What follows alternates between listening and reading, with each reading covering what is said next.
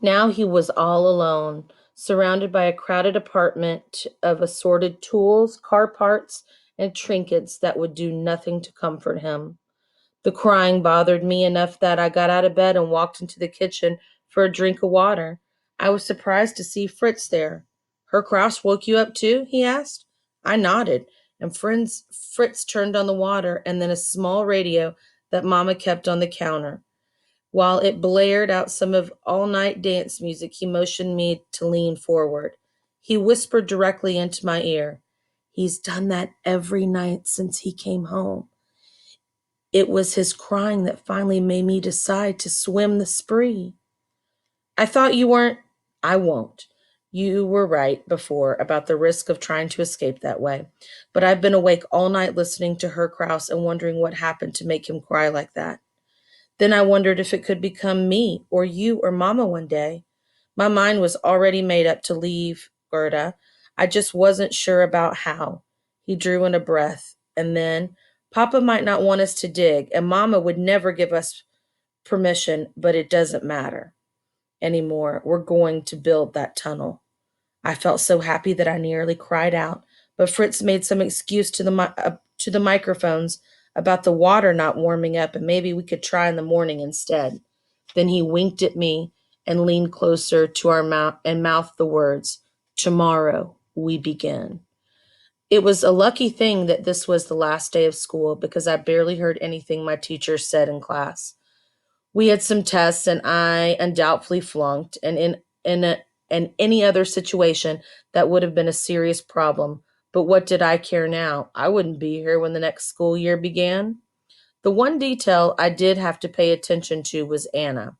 As our relationship stood right now, I wouldn't get inside her apartment for a simple drink of water, much less the chance to see the death strip.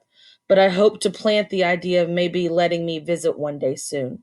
So at lunchtime, I sat right next to her as casually as possible. Her mouth started to drop open and then pinched close. For the last 2 months, I had eaten alone, just as she had. With my brother's arrest and her brother's death, we were equally tainted. While I picked up my sandwich, she began studying hers as if cheese and sauerkraut were suddenly too fascinating for her to be bothered by me. My plan was to act as if everything was normal between us. It wasn't so many weeks ago when I'd never had sat anywhere for lunch other than right beside Anna, and when she'd have saved a seat for me. Why not just pretend this was one of those days? I'm sure excited about summer, I said enthusiastically. Do you have any plans? Anna ignored me, or pretended to. I knew she was listening. I continued on. Mama left to take care of grandmother, and Fritz isn't working, so he had a great idea. We found this patch of dirt that looks completely abandoned. We may try planting a garden there. Neither of us know much about gardening, though. Do you? I didn't really wait for her to answer. There wasn't any point. She was still working so hard to pretend I didn't exist. So I reached for my dessert, a fruit crumble that was actually quite good, and kept speaking while I ate it. The dirt patch isn't far from your apartment, just down the alley to the west. Maybe if I'm working one day and it gets too hot, I could come by for a glass of water.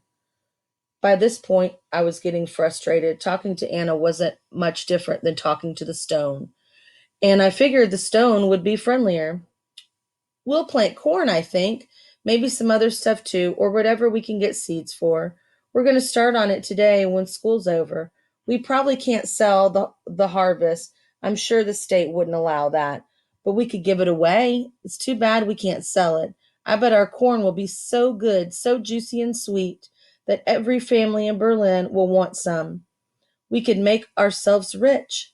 Stop it. Anna slammed down her sandwich hard enough for me to nearly smash it in her fist. She turned to me and hissed, "Why do you have to talk that way?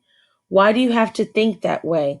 You probably will get in trouble for growing it, and even if you don't, why do you have to care about getting rich? I know you admire the West, Gerda, with all the rich people, but there are also many poor people too. Nobody has everything here, but at least everyone has something. We can't Why can't that be enough for you?" I was so taken back